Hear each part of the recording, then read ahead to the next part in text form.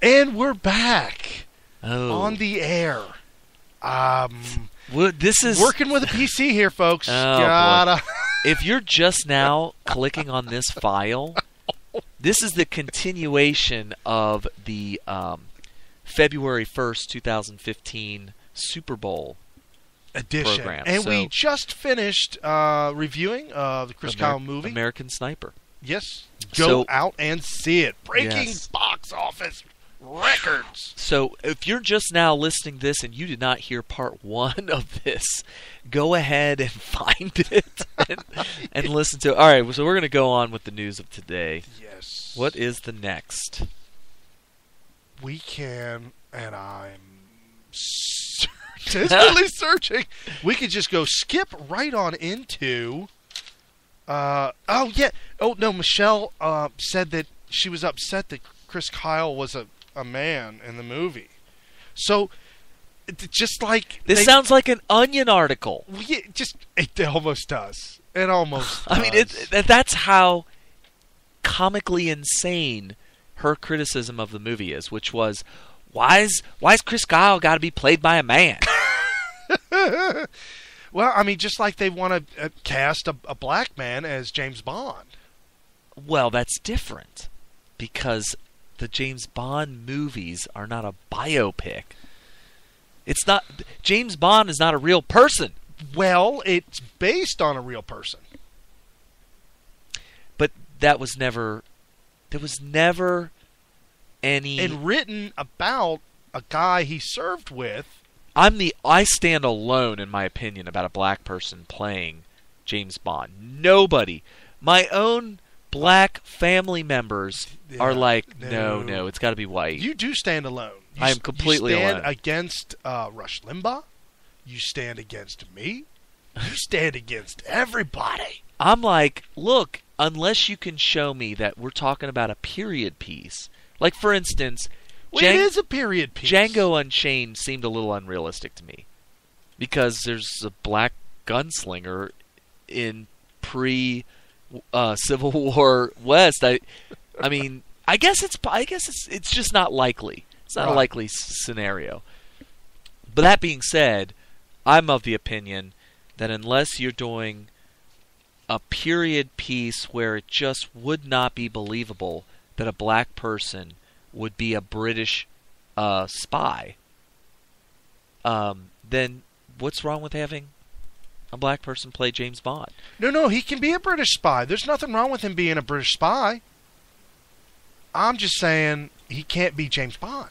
Give him another number. Make him 006. What's the problem? Okay, well then the argument would be, why were people so receptive of different actors playing James Bond over the years and still being called James Bond and still using the numbers 007? Because when Sean Connery left, hold on, shouldn't the new guy have been 006 or 008? Possibly. However, it has always been based on a white Scottish man. Okay, and I see where that argument's going, and I would agree with that if the book was written in the person of the character. Okay, there's going to be a movie made about Obama and Michelle. Why don't we have Mel Gibson play Obama? Because Obama is a real person. Well, 007 was a real person. No, he wasn't. He was too. He was written on Ian Fleming's experience in the military. Okay, as a secret agent. He made a fiction about a spy based on his experiences. That does not mean that the person that he's writing about has to be him. No, correct. No, but the person... Are you saying that a black Scottish man could not have gone through the same experiences that Ian Fleming did? No. In which case... Okay, now you're taking me out of context, because no, that obviously the answer to that is no, of course not. However, Ian Fleming wrote this character based on his experiences and on a man that he knew, that he worked with as a secret agent. But nobody knows that but him. As far as we know... If you are an aficionado of the James Bond series, you're stretching you would know these things. But first of all, I still don't agree with that. I have a black family member that backs me up. That's all I needed. And my penis Yeah, is and not, I think he's wrong, my too. penis is not small. Whoa! Oh, I didn't know you hunted. Oh, man. See, the people that are listening to the show right now didn't hear part 1, and they don't know what we're referencing. So you need to go back and listen to part 1. Go listen to part 1, and you will hear about Ted Nugent. The Nuge. Nugent, how he was accused by Bill Maher of having a small penis because he's a hunter, and all hunters have small penises, and they hunt in order to make up for that shortcoming. Now they're not going to go listen. You already told them. Well, you need to listen. Yeah, I didn't tease it very well, did I? I just jammed it all the way. Stuffed it down their throat. Yeah. Instead of giving them a sniff, I just shoved it down their throat. So let's skip on to something that is extremely important. Apparently, we've got heads that are rolling. Or at least we think. We think. I posted. That's what they want you to think. I posted a video of a video. Like I had to use my camera, my cell phone. Oh, I love those on YouTube. I had to use my cell phone to get the video up, and I was recording a news article that was showing the beheadings, and you know what they do?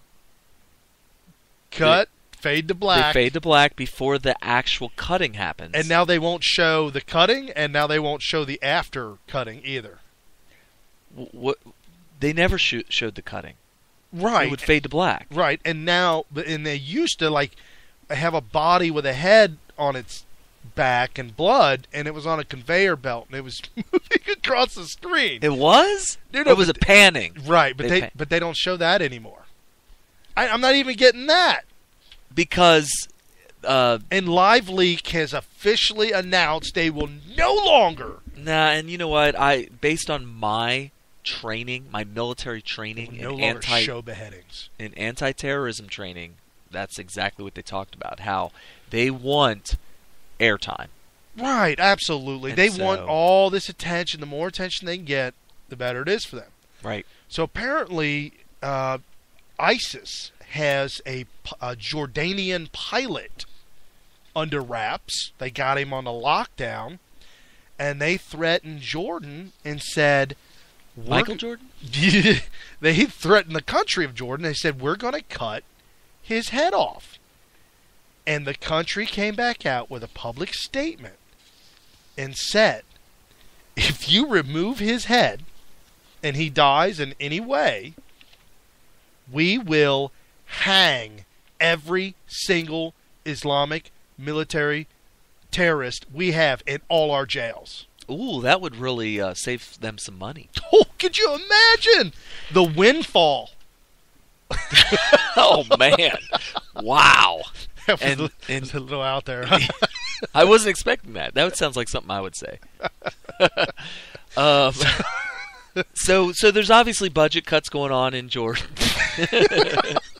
Yeah. No, but so how do you think they're responding to that? Well, they haven't come back yet. They haven't come back. So this is pending. Yeah, breaking news here. Pending news. Wow, we are on the edge of our seat. And they're claiming that that they did cut off the Japanese guys' heads. And they're showing footage that Hollywood could easily reproduce. And then I'll tell you what, the video I watched it very carefully. And the whole time, this guy, it was so bad. I mean, and he went on, and they went on for like 15 minutes. Oh, boy. And the subtitle were in Hebrew. Okay. It's so not you English. Didn't know I couldn't. Anything. None of it. Okay. So after watching it, the whole time the guy's just on his knees, and he kind of relaxed. He's just sitting there. He's just like, okay. Yeah. They know they're not getting beheaded. And then as soon as he put the knife to his neck, fade to black, the guy didn't even move. He didn't even have a hold of his hair. He didn't have a lock of his hair. He didn't have him in a headlock. He did nothing. So it's pretty safe to say that knowing what I know about human nature, there's no way that these guys are being beheaded there. Right. And we don't need to go back down that whole road again, but we literally broke this thing down shotgun style. Well, we were in the first ones to point that out, too. All these idiots believe remember what the Obama administration did? They came out with an official statement right after the first guy got beheaded and said, these are authentic. And I'm like, based on what? Right. Like, they're not looking at the obvious. They're looking, was this doctored? Was no. It's not that it's doctored. They fade to black. They never show a beheading. There has since not been, since that beheading during the it was Afghanistan or maybe Iraq, very early stages. Was it a news reporter? He might have been a contractor. I think his last name was Berg. Yeah, I can't remember. But he was shown being beheaded, and it was really brutal. And if you've seen that footage, you would know, based on what you saw, and comparing it to the footage that we see in all these beheadings recently, that the recent ones are not real. They're just not real. Right. You don't walk up behind somebody and say, okay, lift your chin. We're going to go ahead and saw this thing off. Come on. And then do it and relax. James Foley. He was a journalist that got beheaded. I mean, really? No, Foley was the first one that was fake. He was the first fake one. Oh, okay. Foley was the first fake one. That's why he was the one where everybody was just outraged. The outrage was, you could cut it with a knife. Yeah, so thick. Whoa. Too soon? Too soon, yeah. Well, ISIS has come out and they're really upset with Obama, and they told Obama that they're going to come to the White House and they're going to cut Obama's head off. Oh, right. I remember that story this week. And turn America into the caliphate. Okay. So America will now become under the Muslim Islamic rule, and Sharia law will be the law, and Obama will be missing his head. But however, in the real world, he won't lose his head because they don't cut nobody's head off. Yeah, but perception is reality, and everybody perceives all these people get beheaded. Ooh, that's true. Never thought about that. So all they have to do is say, we beheaded your president, and as long as he doesn't come out after that, right? Which none of these people, they got him locked up pretty well. I mean, Did they even receive the bodies back? No. There's no bodies. They're still alive. Yeah, there are no bodies. Well, even Elvis, I mean, he's still alive with Michael Jackson. That's true. Yeah, Michael Jackson. Don't think it's a coincidence that they carted him off real quiet like.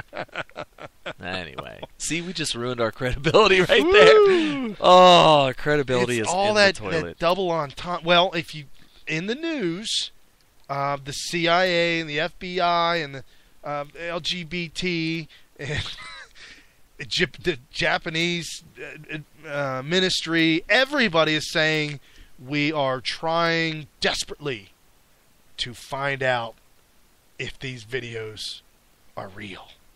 Well, this is the cool part. They don't have to behead anybody. No. All they have to do is make one of these fake movies, and it works like a charm. I heard that one of those people got a huge ransom. Yes, and they still cut their head off, supposedly. Because they wanted more. Yes. Said, hey, if they send us a couple million, we can get a couple more million. Oh, no? Okay, cut his head off. Right. However... Or, no, roll film. We'll act like we're going to cut his head off. See, I got to watch my language. Yeah. They didn't get their head cut off. They just rolled a film to make it look like they got their head cut off. Right. Okay. However, they will kill their own people. As long as they're women and children. Well, yes, and there were 13 youths, 13 Muslim youths, teenagers, that went to go watch Iraq play against Jordan on TV in Islamist-controlled Mosul, and they took all 13 teenagers, lined them up, and killed them in a firing squad. For watching it? Yeah. Did Iraq lose? I mean, they had to have been pretty upset. Well, they I don't. Sometimes you don't think the outcome of a football game is so dire. But apparently in this case it may have been. Yeah, it's just who knows? I mean, I don't know what they're thinking or their thought process was, but apparently they're pretty upset with Utes trying to watch football. So right now, Brian is trying to reproduce what I had entire. before. So You spent hours loading all that stuff up too, didn't you? I did. Wow. But I've got a clip of Krathama, and this is the clip of Krathama. I thought I had a clip of Josh Earnest. He's refusing to call these terrorists. So Josh Earnest is the White House press secretary. Yes. And they said, is the Taliban a terrorist organization? And he refused. Well, because we negotiated with them. They right. and so the Taliban received stuff from us in a negotiation. And so a journalist said, why are we negotiating with terrorists? He said, oh, no. We were negotiating with terrorists. We were negotiating with Taliban. And so he said, well, isn't the Taliban a terrorist organization? And man, you could see the sweat pouring out of him like a cascading waterfall. Wow. Oh, because he realized he was trapped and he was not getting out of this. So he was just like a mess. And we did have the sound bite until we had a major crash, which could be remedied in the future if you fund our Kickstarter. Yes, we have good time to talk about Kickstarter. We do have a Kickstarter going to help us raise money for operations here. So if you can go ahead and... Do you know the link to that? Smyth Radio. You go to Kickstarter.com. Kickstarter.com/Smyth Radio. Absolutely. Okay. Or you could probably even search it just by searching Smyth Radio on Kickstarter, right? Yep. And then from there, we would highly appreciate any kind of a donation so that we could improve the quality of production.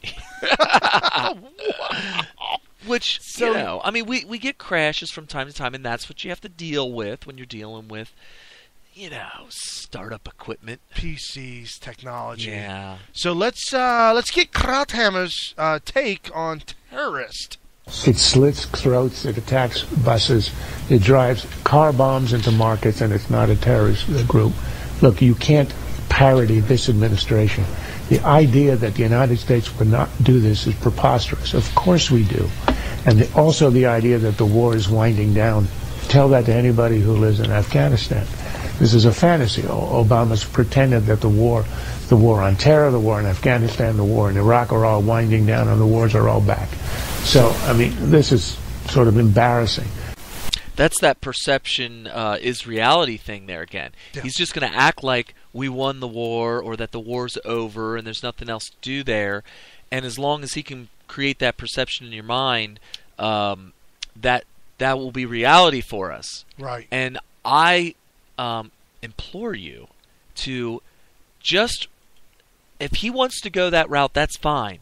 But you should always have it in your mind that the truth, which is that Obama has lost the Afghan war, has lost the war in Iraq for us, single-handedly. Yes. By pretty much retreating. These are the proper words. He retreated from these places and conceded defeat to them himself, even though against the wishes and wills of the American people, and maybe the allied Afghanis and Iraqis who wanted a democracy in their country. Right. And were willing to risk their lives and did risk their lives and paid for their lives in order to try to make that happen, hoping that America would keep its promises and help make it happen. And Obama pulled the wool over there, or pulled the rug out from under them, and handed us a defeat over there. And that is the reality. If he wants to try to act like, oh no, we won, when we didn't, and you want to believe that, then you go ahead and continue to be the low information voter that you want to be. But inform yourself on what's going on over the Middle East, and you will quickly find out. I like that. Quickly find out what an absolute nightmare it is over there. And I do have the Josh Earnest soundbite, if you want to roll with that. Yeah. Soundbite number 2, Mr. Producer. Does the administration consider the Taliban a terrorist organization or not? The Taliban has resorted to terror tactics, but those terror tactics have principally been focused on Afghanistan. Now, the reason that we're concerned about that is there obviously are a significant number of American personnel, including American military personnel in Afghanistan, that are in harm's way. The Taliban is a very dangerous organization. Is it because we don't negotiate with terrorists, and yet we negotiated for the release of Sergeant Bergdahl? We've been clear about the fact that the conversations with the Taliban were executed through the Qatari government. There was a quid pro quo. Well, I don't know if that Latin phrase is appropriate in this situation. All he knows about quid pro quo is that it's a Latin phrase. Right. That's all he knows about it. Right. He's like, I knew I should have busted out a dictionary. And But I don't think that Latin phrase applies here, even though I don't know if it does or not. But if I say that, yeah, I can get away from exposing myself. Right. You don't want to ever expose yourself. No. Ever. No, especially if you're walking around in a trench coat. Yes. Well, I don't know if our first segment, the dancing around of Josh just desperately. And remember, folks, when your brain starts to hurt listening to these people talk, it's because they're answering the question that they wished the person had asked. Yeah, that was. Did you see how far? Where'd he go? Well, he said that they didn't. He said they didn't negotiate with the Taliban because they had a third party in there. They used a middleman. How? That means we didn't do it. That's like Tiger Woods when he got a $8 trillion deal with Nike. Right. He wasn't talking to anybody on the phone with Nike. He had an agent doing the negotiation for him. Okay, so then Tiger Woods did not negotiate with Nike. Nike did not, apparently.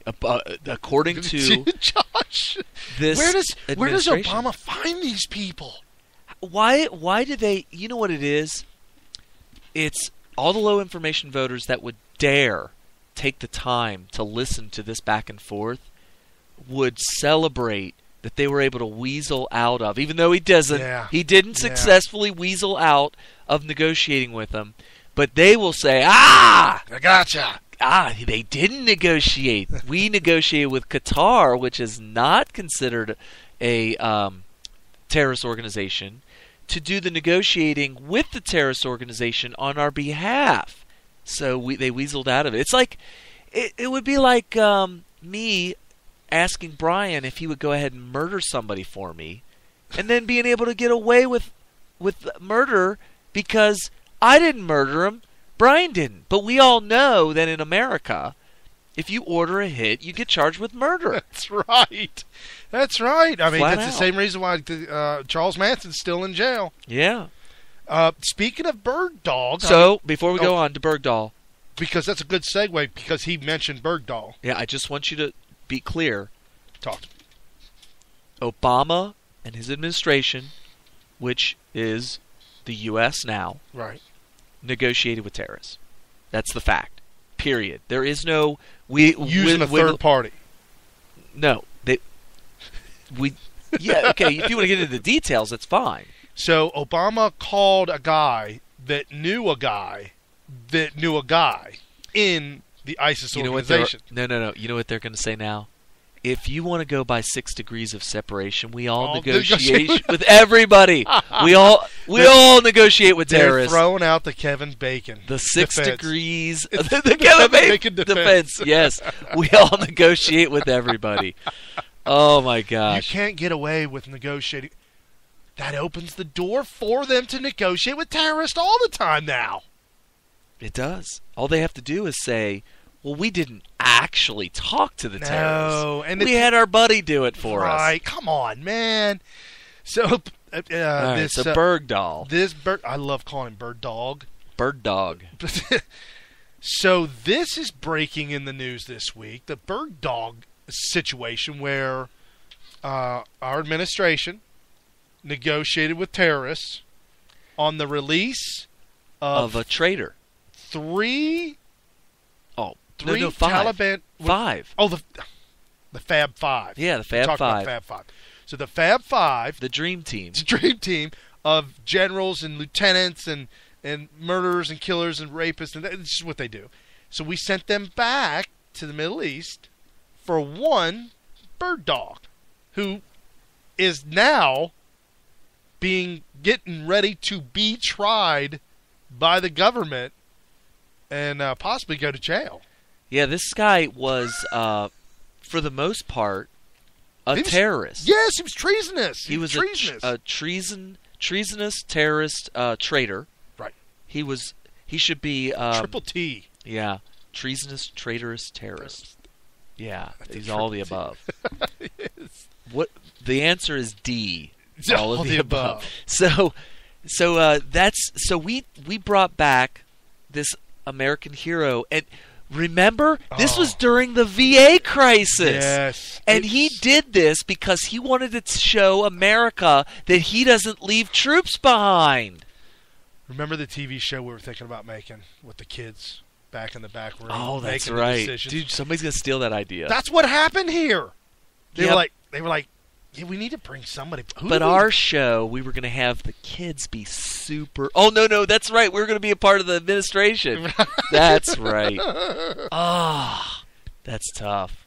No, yeah, he negotiated with terrorists to get the trade, to get patriots, Tea Party people off his back. American-loving, military-loving, gun-toting Christians.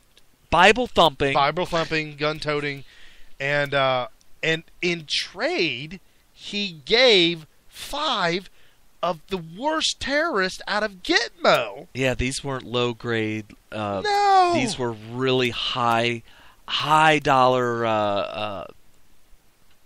targets. Yes, absolutely. And this week they now have evidence that they are now back getting in with talks with ISIS and the terrorists. Yeah. So if you ever hear about Bird Dog and us negotiating with terrorists, it was like the worst of the worst. We had this. He was screwing over veterans by having this completely abusive and neglectful VA situation going on, and he was ignoring that. Right. I.e., ignoring veterans Right. and allowing them to be mistreated. And it was causing him a PR nightmare. So to fix that, he decided, well, let's see if we can get this traitor back. And the thing is either A, he didn't know that this guy was a traitor because he didn't talk with the military first. They said, hey, we need a guy. Is there anybody on the lam? Anybody on the lockup that we can pull out to make it look good? That they would be willing to. And you know why he was available? Because they didn't behead him and they didn't murder him, they didn't kill him, they didn't execute him. Why didn't they? Why didn't they? Because he was on their side. He is shown in videos, live videos, holding weapons and guns AK-47, with walking around, helping them, walking around with the Taliban, holding a gun. So then the military started leaking information because they were just outraged by this. Right. I'm talking about the ones that served with Bird Dog. They said that there was lots of evidence that when Bird Dog disappeared, suddenly their attacks, they were getting ambushed a lot. Right. And so they came to the conclusion that the reason why they were getting their butt handed to them so suddenly after Bird Dog defected, if you will, that he was supplying them with all the information in order to kill them more efficiently and win battles against his own troops. Right. Right. So he had defected. That's not. I mean, if you don't deserve the death penalty for anything, it would be that. Yeah, he should get the death penalty for treason, just like Julius and Ethel Rosenberg. Yeah, because Rosenthal or Rosenberg. I think it was Rosenthal. Somebody producer got to go back. For some reason, I think it was Rosenberg. I always get the two mixed up. It's Me either too. Rosenberg or Rosenthal. They got the electric chair Right. for handing over just some papers that taught the Russians how to build a nuclear bomb. That's all they did. And they got the death penalty for it, and they got the worst death penalty. I mean, if there's one way I don't want to go out, it's being cooked from the inside out using lots of electricity. On the show, The Men Who Built America, Yeah? when they talked about Thomas Edison electrocuting the first man ever, Okay. they cooked him.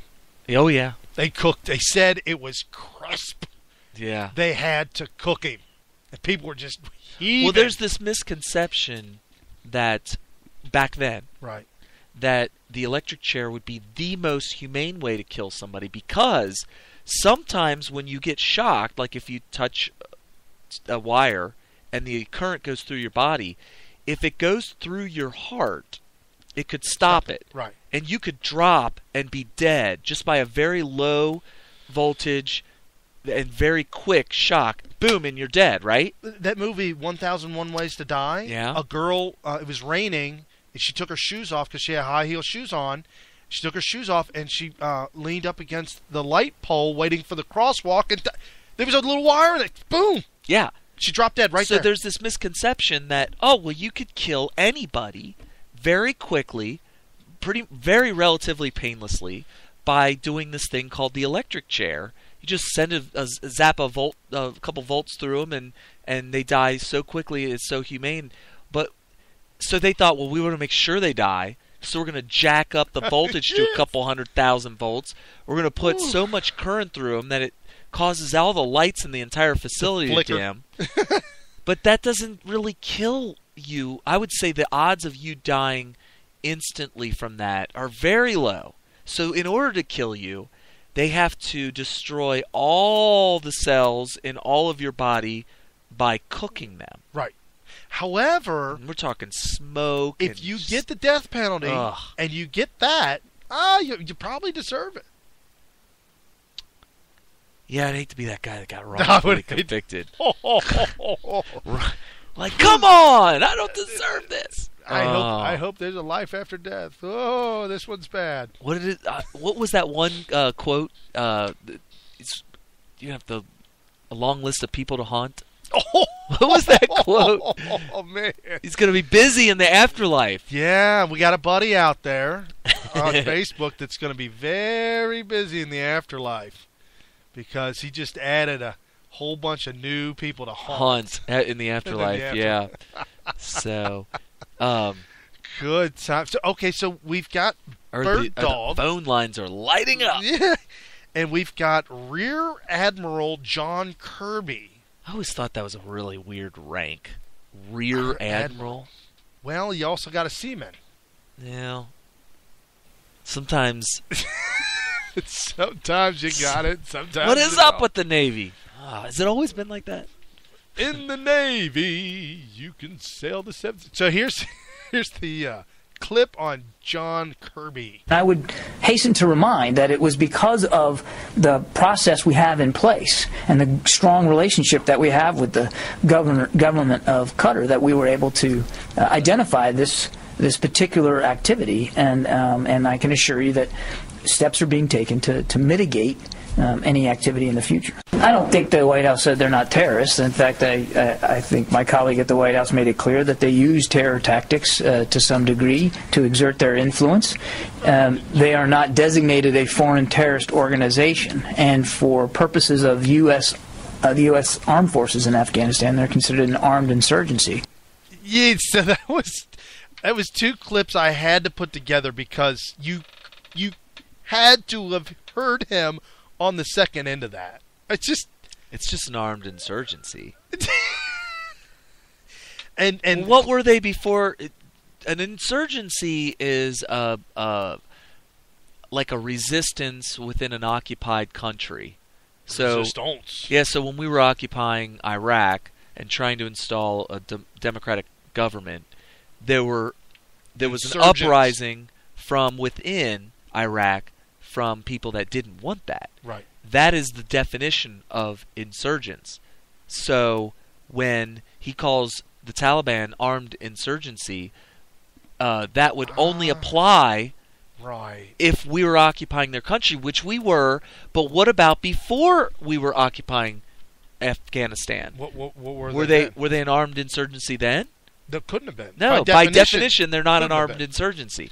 So they would have to be terrorist, committing terror. Yeah, and wasn't the Taliban in charge of the country that the terrorists who caused 9/11 launched their training from? Of course. So, I mean, it's my colleague from the White House. He's referring to Josh Earnest's statement, prior these guys are thick as thieves, and the only way for the Rear Admiral to keep his job is to go along with the narrative of the day. Yeah, it's a big corrupt organization. Could you imagine having to work for these people? No, I can't. I would be deathly. Oh, it would just be so horrible. So what they're talking about right now is that they found out that these guys we let go, the Fab Five, we found out that they're trying to get back with ISIS and the terrorists and the Muslims because of our strong ties with Qatar. So basically what he's saying is we're just using our agent to negotiate with terrorists. Yes. So here's Josh on that. What I can say with confidence is this individual has not returned to the battlefield. This individual is not allowed to travel outside Qatar. And this individual has not engaged in any physical violence. In fact, this individual is still in Qatar right now. Okay. Can you believe anything any of these people say? But why would we do that? So we can, if it's important to prosecute Bergdog for being a traitor and maybe even giving him the death penalty, his actions resulted in the death of American soldiers. Yes, without a doubt, because the American soldiers went out looking for him. Yeah, and a lot of them died, and some of them were ambushed in a way that was only possible through Bergdog's training of the terrorist who went out and executed.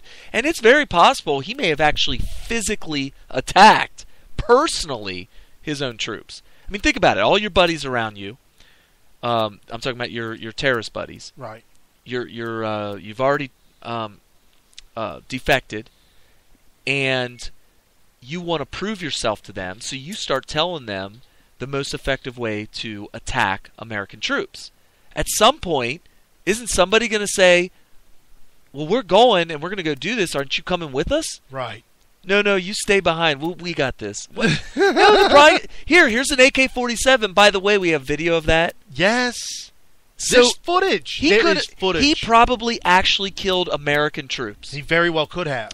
With his own bare hands. We know that he did, but by giving them information, by befriending them. That's not in dispute. Right. What I'm saying is, it's possible that one of his bullets, may even stray bullets, whatever, out of his gun in his hands, caused the death of American soldiers. And if you're in his shoes, where you are trying to prove yourself to them, I would say that would be a priority of yours to show them that, yes, I will kill Americans alongside of you. Right. He even wrote a note before he went AWOL, before he jumped ship. He wrote a note to his dad by hating on America. Right. Yeah. I mean, there's no doubt in my mind where the kid was going. So, but we're going into old news here. But the question I always had, and still to this day have, is: did the administration do this make this blunder because they did this without even consulting the military at all, or Congress? Congress was really upset about this. Yes, because technically you're supposed to notify Congress. Right, so, and of course Congress would have said, you better not negotiate with terrorists, so that's why he didn't. Right. But had he gone through the military could have said, well, let's investigate this real quick to make sure that this is good. And they would say real quick, military style, real quick. Maybe that's why he bypassed it. Maybe 6 months. Right, so the military could have come back and said, whoa, Barry boy, Oh yeah, you can't say boy. And yeah, that's not good. But you can call him Barry. Barry boy. I mean, whatever. Barry My boy. man. My man. My Barry. man.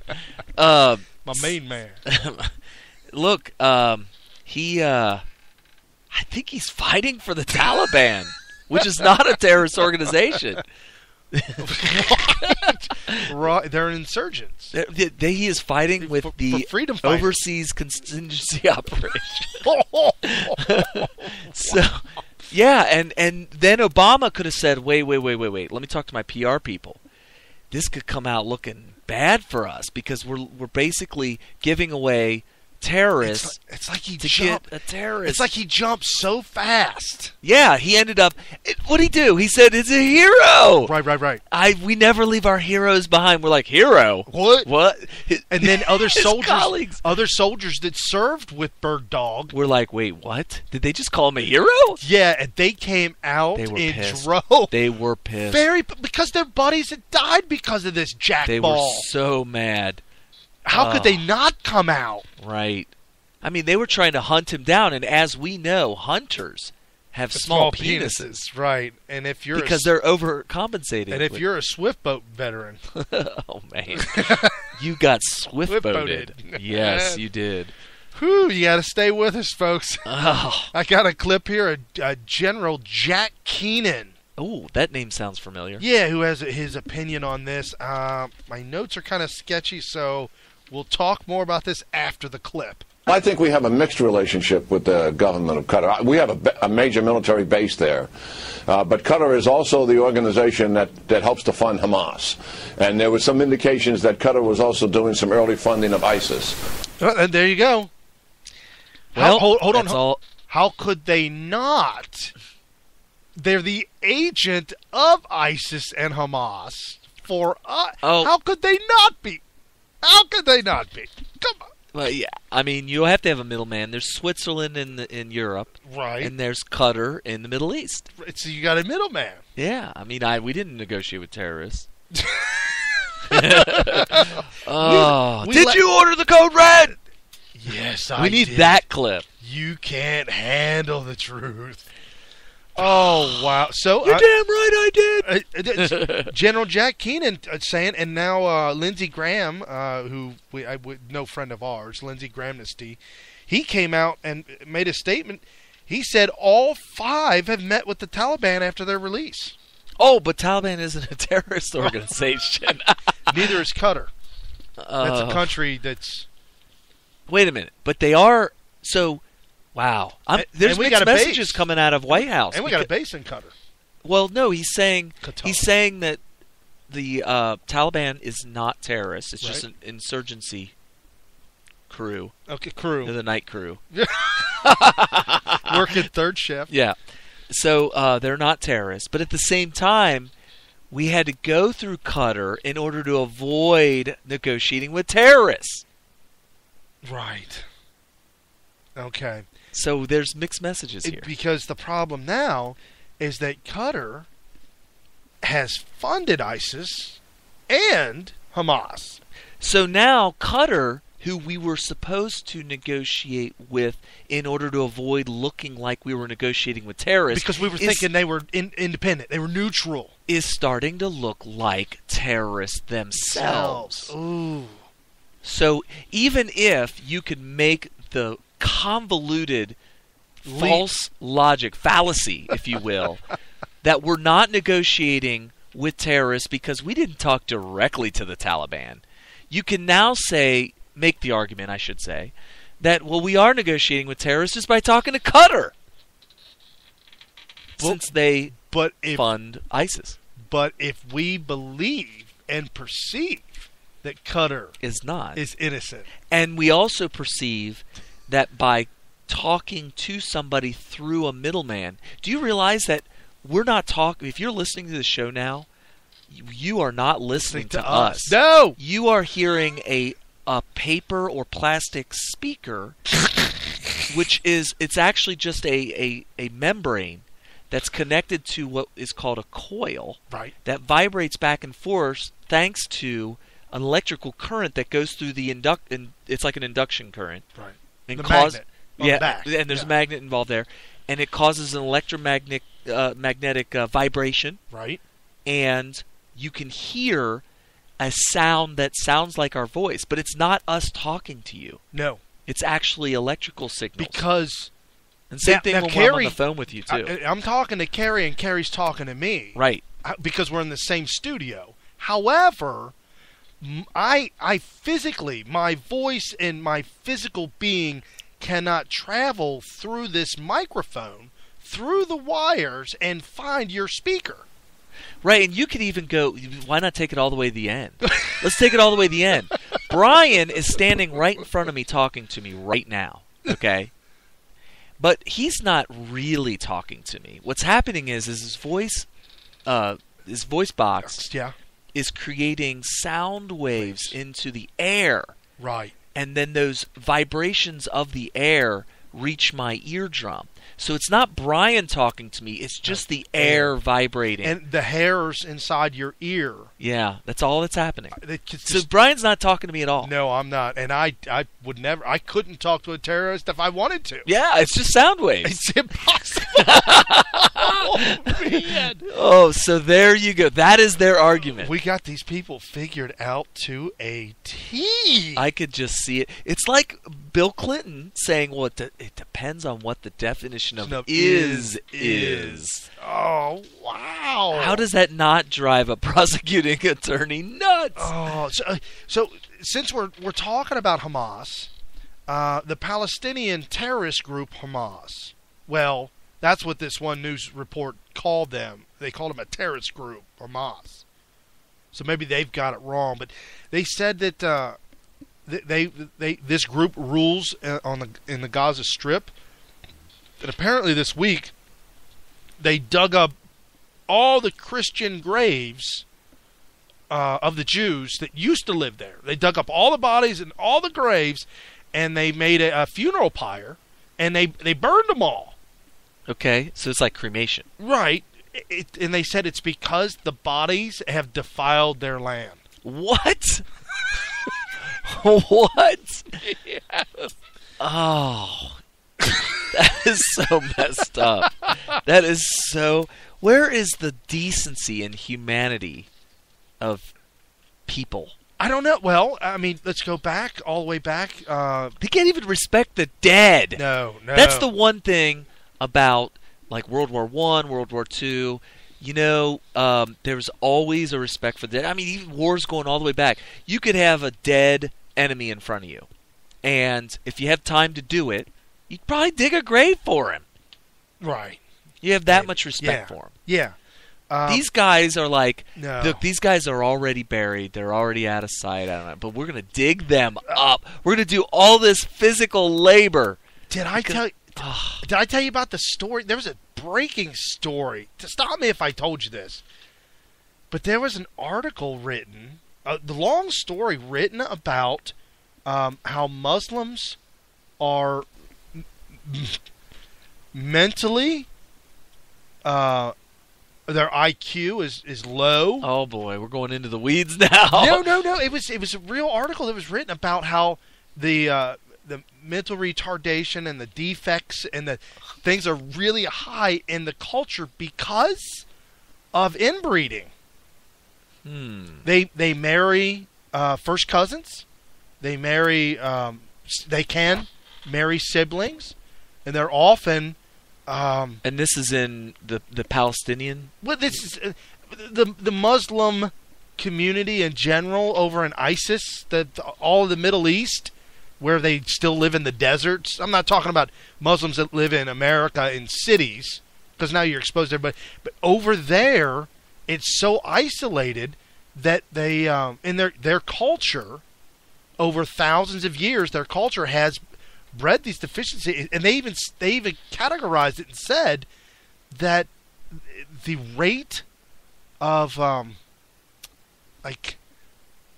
births that need special attention is extremely higher in that culture than other cultures around there. Well, I'd have to read that article and see what they say, but I mean that I had to burn it.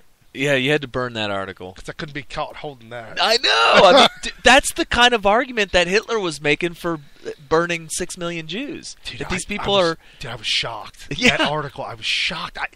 So just when I to be saw the clear to title- everybody listening, we don't subscribe to that line of thinking. I don't, but I when I saw the title of the article, I said, whoa, and I pulled back. Like, really? Are we going down that route? Like, these people are genetically inferior That's what they were saying. as a race. That's what they were saying. Oh, yeah, we can't go down that route. So I jumped into the article, and I was like, wow. Whew, talk about going into the weeds. Whew. Okay, so Anyways. so when you read stuff like that, don't get sucked into that. Right. Just FYI. Oh, what else did they do? Who? Oh, ISIS. Don't know, but we got Obama and Bibi. Oh, Benjamin. yeah, it's nonstop with these guys. Apparently, this week. I didn't hear this one. Benjamin endorses a candidate? Yeah, breaking news. Hold on, before that happened, before Bibi did that, I did not know that.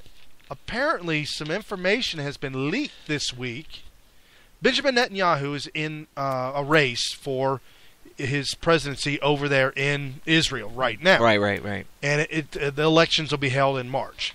Well, there's an inquiry right now being looked at because they believe that Obama has been funding with taxpayer dollars an organization to help Benjamin Netanyahu's opponent outspend and win. Wow. Yes. Is that unprecedented or is that typical? That is unprecedented. You got to let people know listening, and I don't even know. Has the U.S. government ever said, you know what, I like that guy. Let's go ahead and endorse him? No, Send you money." can't. Well, you can't use taxpayer dollars for that. I would think not.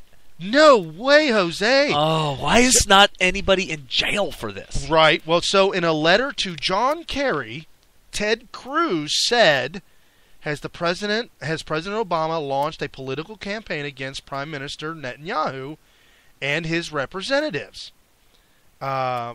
He asked, this administration's relentless harassment of Israel is utterly incomprehensible. The Islamic Republic of Iran is pursuing the deadliest weapons on the planet, and there can be no doubt that their first target will be Israel, followed by America. This administration should be focusing its animosity on the very real enemies we face, not on our staunch allies. And Yeah. he hasn't gotten a response from anybody on that. You know, and I don't know who's going to be our next president, what kind of person they're going to be, but let's just say that Obama will be with us for us. You know, it's not going to happen, but obviously, let's just say imaginary world. He's with us for an indefinite amount of time. Well, that's not imaginary. That's not very imaginary. I'm putting on my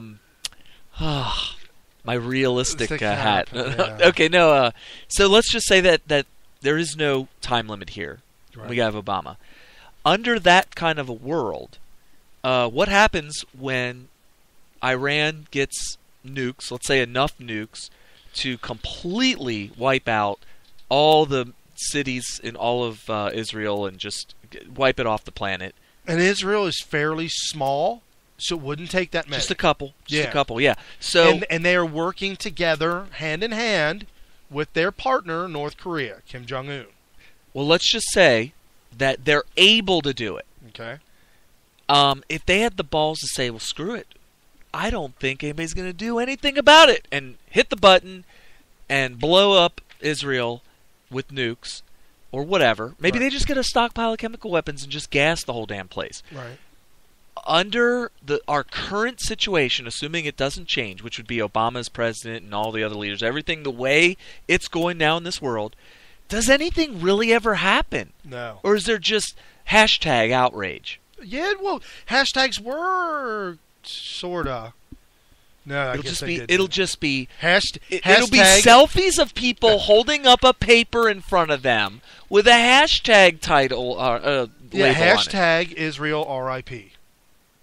on it, or hashtag outraged at Iran. Yeah. And that'll be it. Hashtag bring back Israel and all the Jews that we killed. Yeah, bring back our Israel or whatever. And that'll be it. Right. I believe that. And I think Iran, as long as they believe that, then they pull the trigger instantly. Right. And apparently They don't even think about it. Apparently there was a comment earlier this week about the ICBMs, Intercontinental Ballistic Missiles. Mm-hmm. And Israel had to correct the administration and told them, no, the ICBMs that Iran is producing, that's not for us. They can already reach us with rockets. Those ICBMs are for you, America. What? That's not good. Well, no, it's not. But Israel had to give America a wake-up call. And, whether it worked or not, I don't know. So Obama was extremely upset all week because he's butthurt that his narcissistic Obama throws tantrum over Israel. Yeah, he's been acting like a spoiled child. Well, what communists. Oh, townhall.com. Okay. Yeah, I had the article, and just the very beginning of this whole article, like petulant children, Obama and his crew treat any resistance to their agenda as unprovoked hostility, personally directed at Obama, and lash out personally at those who would resist their dubious and aggressive behavior. That is a very... Was that well written or what? That is very... but it's so strikingly accurate. Oh. That describes their not just what they're doing, but their actual mentality. That's what they think, and that's why they do what they do. They think of it as a direct assault on them.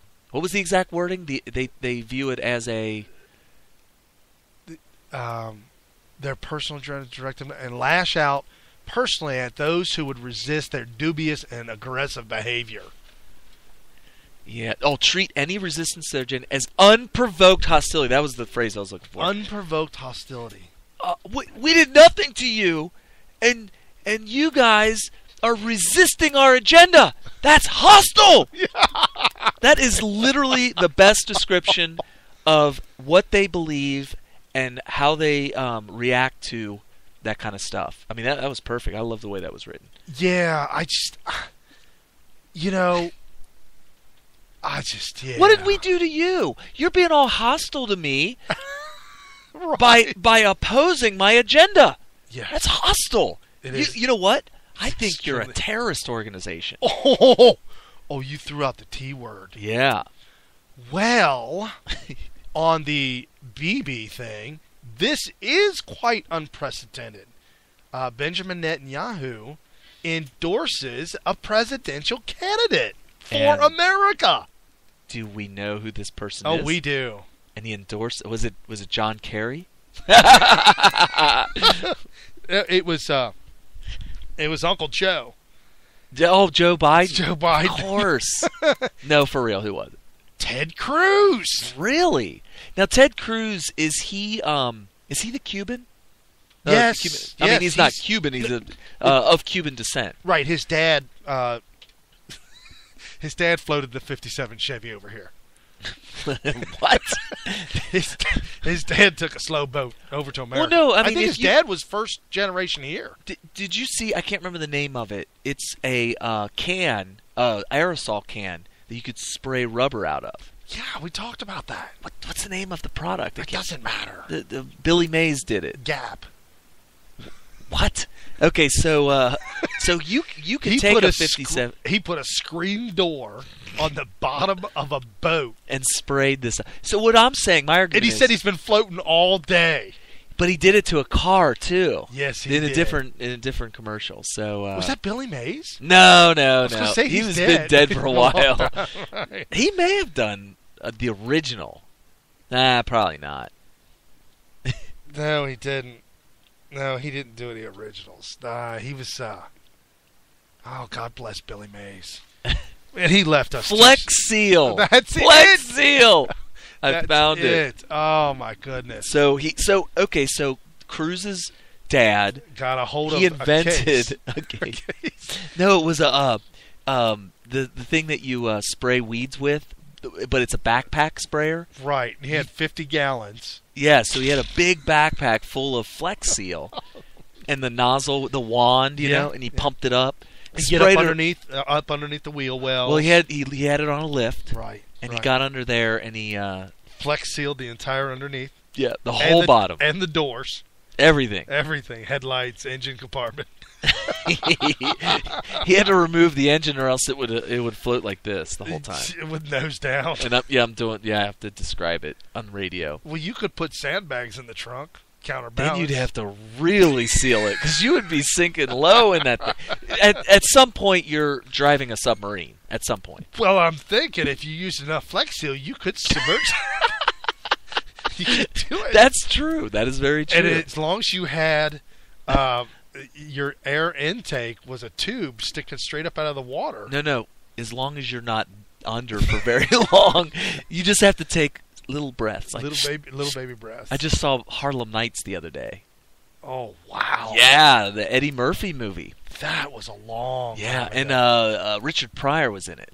Yes, he was. So there's a scene in there where they're going to lock this guy in a bank vault. That's a big, giant walk-in bank vault. Right. And he was like, "Hey, there's not a lot of air in here." He's like, "That's okay.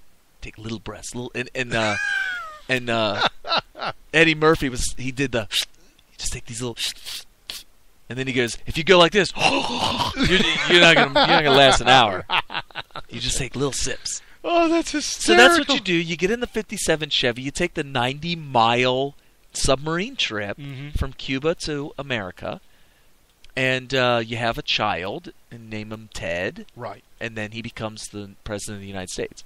So the controversy I see coming is if the definition, for those of you who don't know about the controversy of Obama being eligible for president, even if he was born in Hawaii, one of the arguments made is that the founders believed that you should be a natural-born citizen. They use that phrase, natural-born, and that the definition of the word natural-born to the founders meant something specific that we no longer know. Right. And the argument was that a natural-born citizen was born of two parents who both were American citizens. And that's not true. It's not? Well, that's what they've changed it to be. No. They want it to be that way. No. They're saying that the founders meant that both of your parents right, that comes from the liberals. Citizens. No. Well, that was the argument that Obama wouldn't be eligible because because his father was from Kenya. He was not an American citizen. Right. Well, but here's the problem, though. Back then, everybody was from somewhere, and a lot of people were coming from out of the country. Well, no, they also included a provision. You were grandfathered in. Okay, and then you would just have to be second or third generation, or you'd have to be the third generation. Well, if you're here's a perfect example. My grandfather comes from Europe. Yes. Has my dad. No. My dad then has me. Well, hold on. We can go. So we can go sooner than that. No, sooner. Let's say your dad comes from Germany, and your mom also comes from Ireland. Let's say neither of them are born in America. Right. Okay. They then both become U.S. citizens. Right. Then they have you. And you're born in America to two U.S. citizens. Okay, yeah, that's you what I'm would be thinking, eligible for presidency. Yes. If one of those two parents never became a citizen before you were born, then you could not become a president.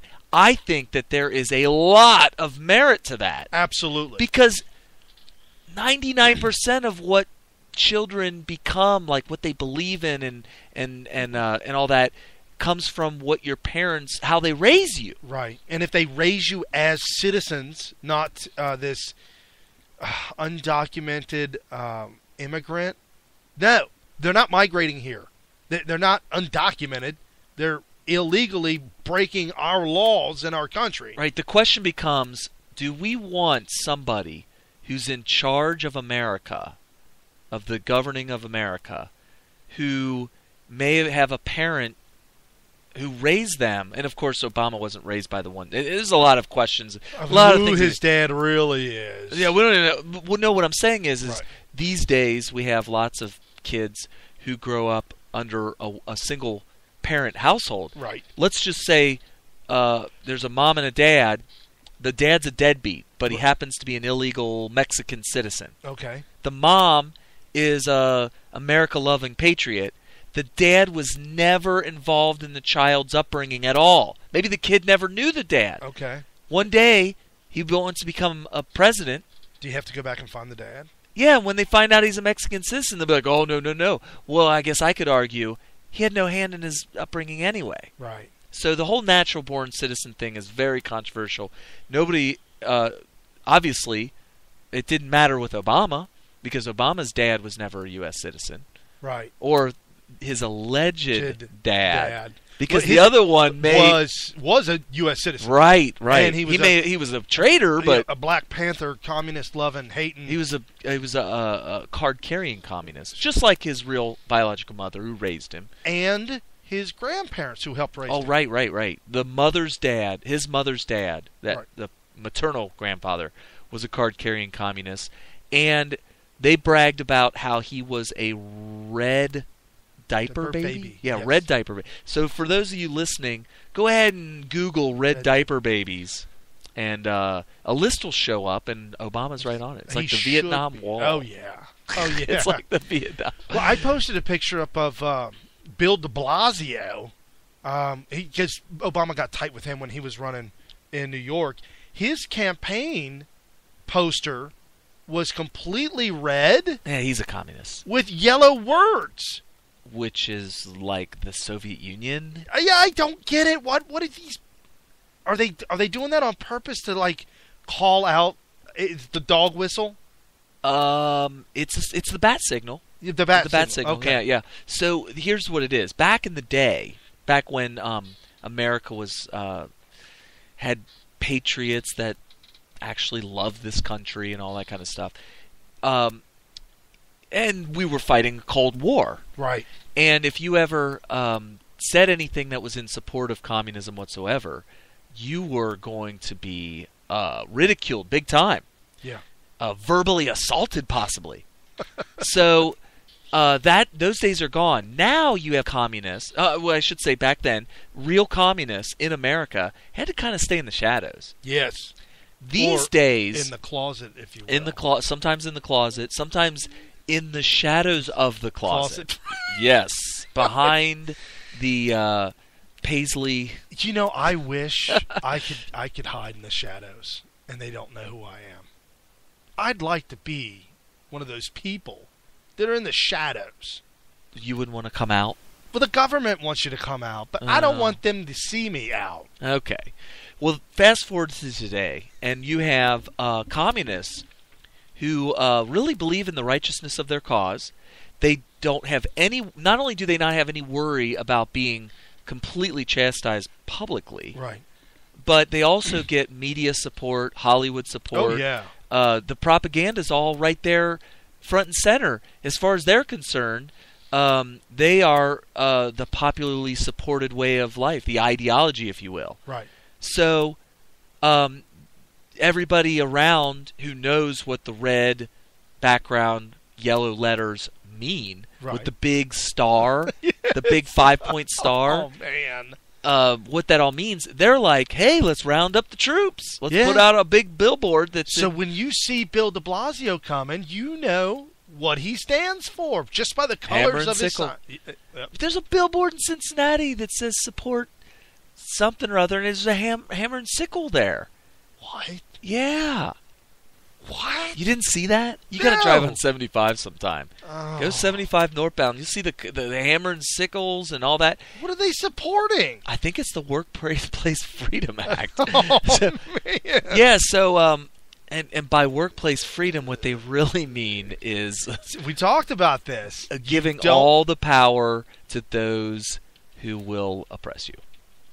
Just handing it over. Because they know what's best for you. And they'll take care of you. That's what communism is. Workplace freedom bills introduced in Ohio House, red state. Okay, so what's it say?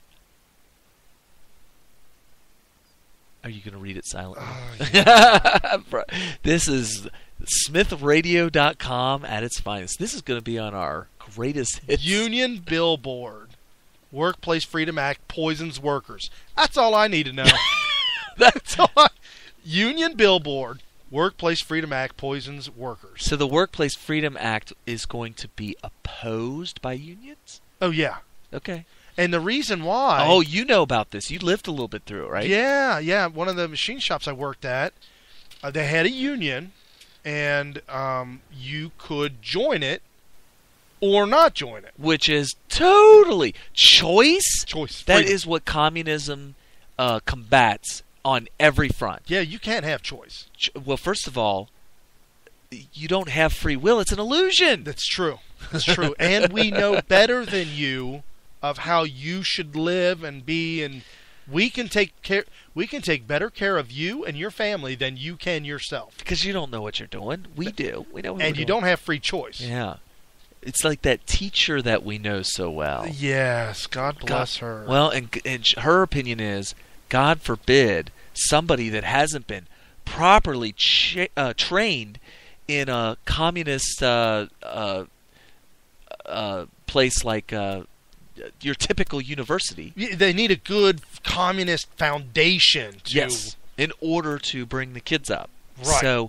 So she gets outraged when people aren't properly brainwashed. Right.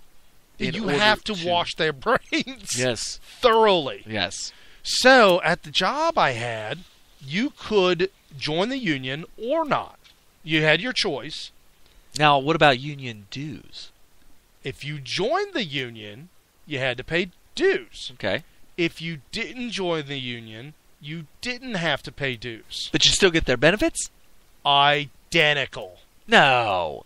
Well, no wonder they're mad. I would assume that they would say, well, you don't have to pay the dues or be in the union. All the vacation that they got, I got the same vacation. Okay. So this was determined by your employer. No, they said it was because of the Workplace Freedom Act. Wow. Okay. And not only did I get the same vacation everybody got, I also was on the same pay scale everybody was on. So everybody knew everybody's pay. Because I'm just assuming you don't join the union, you don't pay the dues, you don't get any of that stuff. The union negotiated the health care package. I got it just like they got it. Okay. I paid just what they paid. Well, what if let's say I own the business, and I say, hey, we negotiated this ridiculous contract that's probably going to bankrupt my company. Okay. But this guy, Brian, over here, didn't sign up to be in the union. Right. So I'm not going to honor the union contract you guys have with me for Brian. I'm going to pay him less.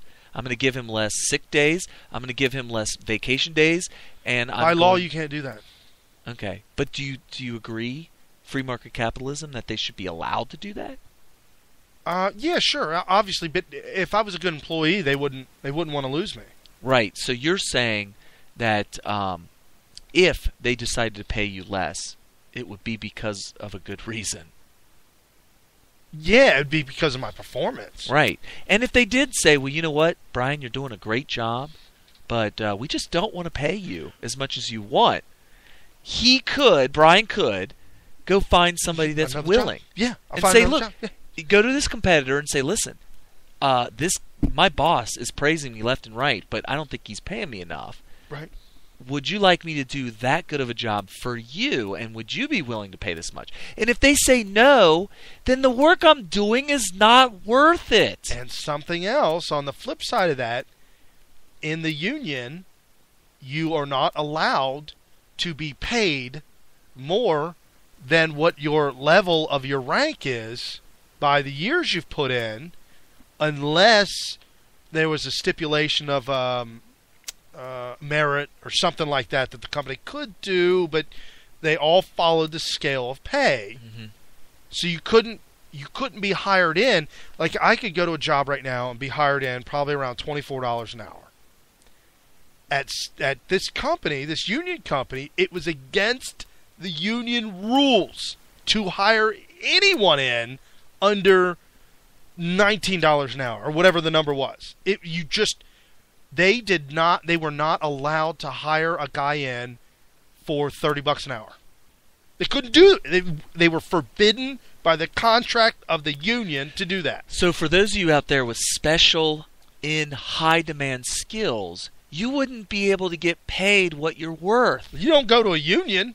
Yeah. No, hell no. You might have a skill that's in not only in high demand but in low supply. Sure. That you might be able to get $50 an hour for. Sure. You join a union, doesn't happen. If I had... Because it's not fair. No, it's definitely not fair. And that's the dog whistle. When you hear the F word.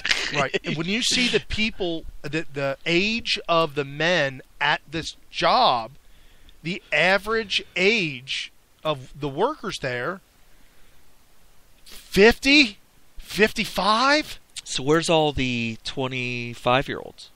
Somewhere else working. They're not there. Oh, no, they're at home. They are in the basement of their mommy's house in their pajamas playing PlayStation, cussing out 13-year-olds in World of whatever craft. Yeah, whatever. World of Craft. Well, there was a 9-year-old. Call of Duty. That's what's that thing that Steven plays on the phone? That game with the world. Oh, that's Clash of Clans. Right. Well, apparently the leader of his clan is a 9-year-old kid. that cracks the whip to keep him in line. He said he wasn't going to take it much longer. Steven said, I'm not taking this anymore. Little kids. It's like, yeah, he is kind of right. I do need to practice more. He has to stand in front of the man. Yeah, Steven said he's really hard on him, too. He's a 9-year-old. He said he's a leader. That is hilarious. Natural-born leaders. Yeah, only in the virtual world. Yes. Speaking of the virtual world, I didn't print this out, but did you hear what Google is doing? Nothing's ringing a bell. Okay, ding, ding, ding. I got one for you. They're growing a human arm, using synthetic and real human skin. And it's the whole hand and the forearm. And it looks, they said the people working there are just creeped out because it looks. But it's made out of real skin or just something that's very realistic? All of it. As real as you can possibly get. Okay.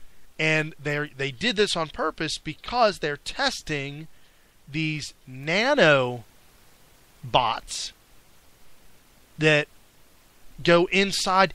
You take a pill, the red pill or the blue pill. Mm-hmm. You take this pill, and it sends these nanobots throughout your entire body. Well, just like you referenced the Matrix, they actually implanted that little squid-looking thing in him. Yeah, it's like a little tiny robot. Okay. And they used it to track him. And then remember when they removed it out of his belly button? Oh, yeah. Yeah, so that's what they're doing. Well, these nanobots will go out throughout your entire blood system, and you wear a wristband, and the wristband, it communicates magnetically to the nanobots. That's what all those stupid magnetic wrist bracelets people are wearing are for then, right? Well, this is I know. So, and what this will do is it'll report, the little nanobots in your body will report back to the mothership. Oh, air quotes. Oh, wow. The mothership. Okay. Your vital signs, and that you don't have cancer, and that you don't have kidney problems, and you don't have all these, you don't have any diseases. Okay. And so the reporter asked the Google guy, isn't that kind of creepy to have these things running around your blood that can be tracked from a master computer or something? And you know what he said? Not as creepy as having cancer inside you eating you away.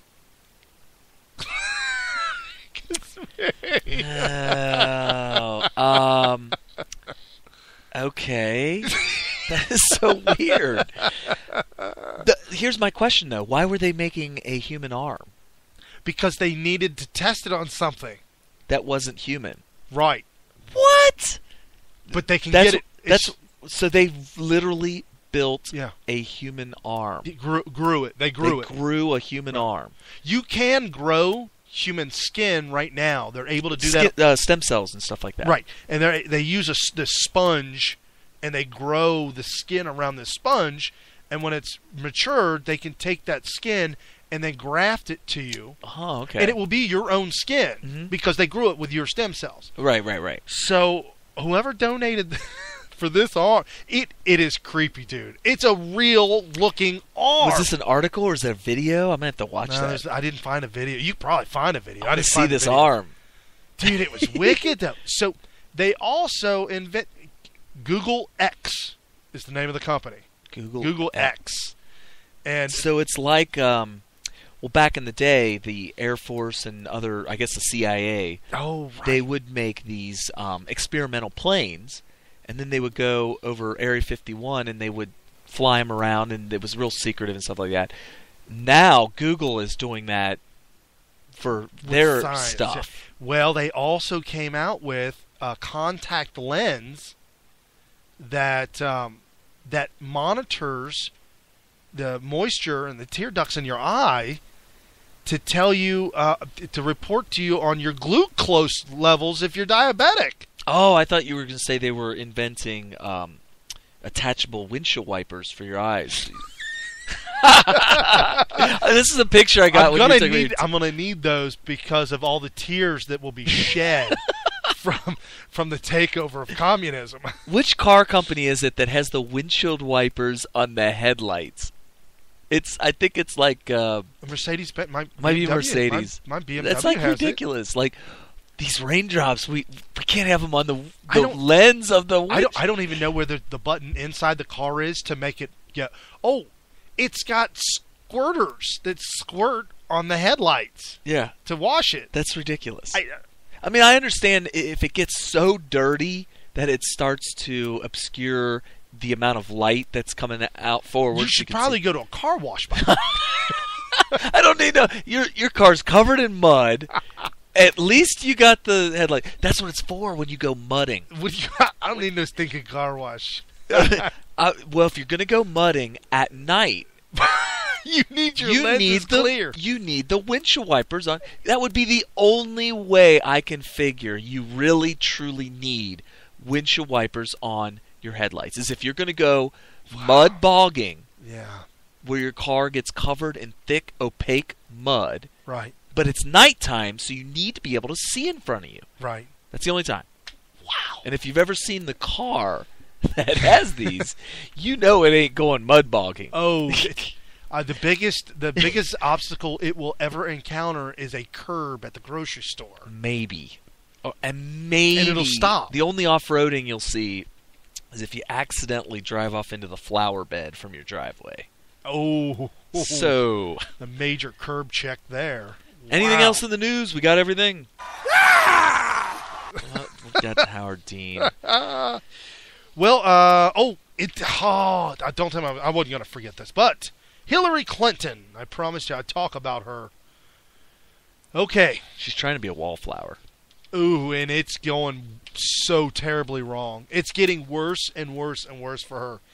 This week, I woke up and I looked at some of the news and I came across this article and it blew my mind. And I read it to my wife and she didn't understand. I said, "Okay, let me explain you something." Let me explain you something. Okay, this week there have been reports that have been leaked, audio that has been leaked during when Hillary was Secretary of State. During 2011, when Muammar Gaddafi, who was the leader, dictator, ruler of Libya, and we had bombed him back in the 80s. I want that puppet that they used of Gaddafi from Land of Confusion video. It's Yeah, so- the Genesis video. For those of you that are a little younger, go Well, ahead this and is go when- to YouTube. This is when MTV actually played music videos on. Yeah, and some of the videos were very creative. Oh, they got really creative. Well, go look at the anti-everything Yeah. video. Land of Confusion by Genesis. Yep. And all the leaders of the world at the time were made into these goofy puppets. Boy, they really cracked on Reagan too. Yeah, they they made cracked him on look Reagan, and yeah, it made him look like a blithering. He ended up launching the nukes because hit the button for the nuke, the red button, was right next to the housekeeper button. Right. And he was bed. half asleep, and it's right next to his bed. Yeah. And he's reaching for a button, and he tries to hit the housekeeper button, and he hits the nuke button instead. I forgot about Yeah. that video. That was awesome. So Gaddafi has been around, and he's been around for a long time, and he definitely, was been around for a long time. He's really old. Well, apparently audio has been leaked that during Hillary's reign, she was in talks with the resistance to oust Gaddafi. And while she was talking to these folks, the government, the United States government, was attempting to talk to Gaddafi and his son for a contingency plan. Oh man! So what are they? Is this going to come of anything? Is anything going to come of this? It makes Hillary look absolutely horrible and completely incompetent. And don't we know Gaddafi? We would consider a terrorist because wasn't he behind? Was he the one that was behind the bombing of that airliner? Yeah, he was, and he even agreed to pay reparations to all the victims of that. And during George Bush's tenure, Gaddafi got a little nervous, got a little scared, offered up some of his weapons of mass destruction, said, "Here, come get my stuff." And it was right after they found Saddam in that spider hole, and he said, "I am not going out like that." And he said, "Oh, I'll give up everything." I'll give everything. He didn't go out like that. He went out. He didn't even have to be waterboarded. He went out. They found him in a rusted drain pipe. But talking about Saddam or Gaddafi. Oh, Gaddafi, yeah. And the government. He was drug out. Didn't they? After they killed him, didn't they throw him in a commercial freezer? They said they weren't quite sure what happened to him. They froze him solid. They said he is dead, though. Well, even if they didn't kill him before they put him in the freezer, I'm sure freezing him. Maybe they were freezing him so that one day they could thaw him out when they find a cure for his murder. For his murderous disease. Yeah, that's true.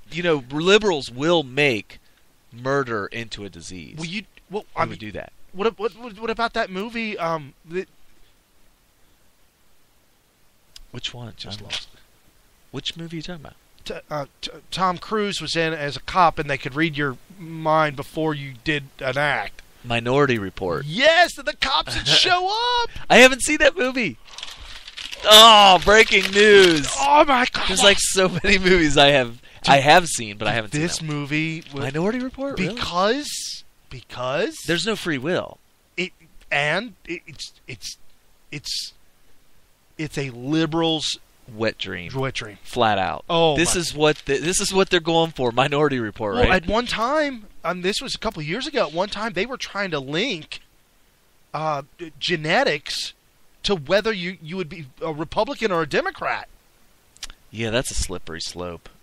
Shoot. What about me? I spent the first 25 years of my life a bleeding heart atheist.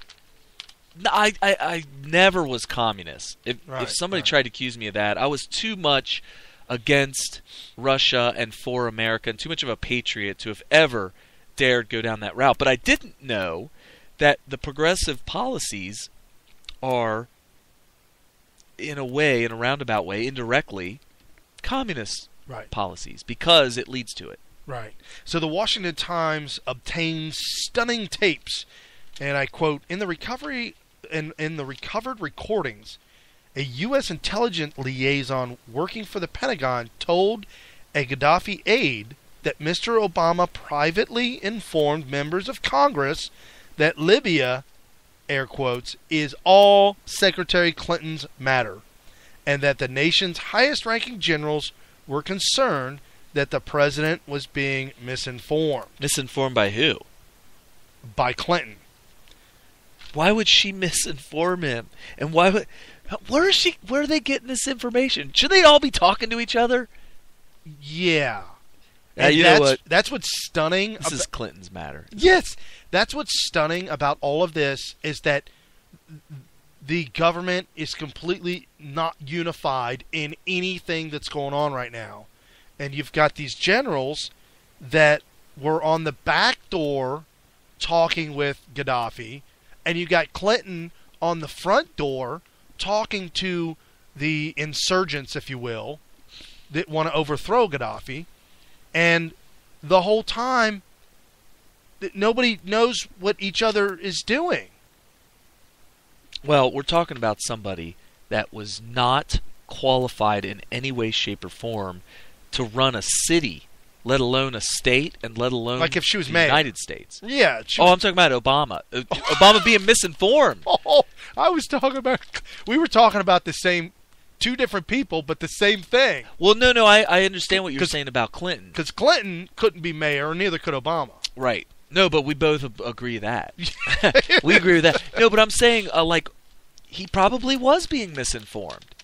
Yeah, sure, of course. Oh my gosh. And so I dug a little deeper. I said, well, what's going on right now in Libya?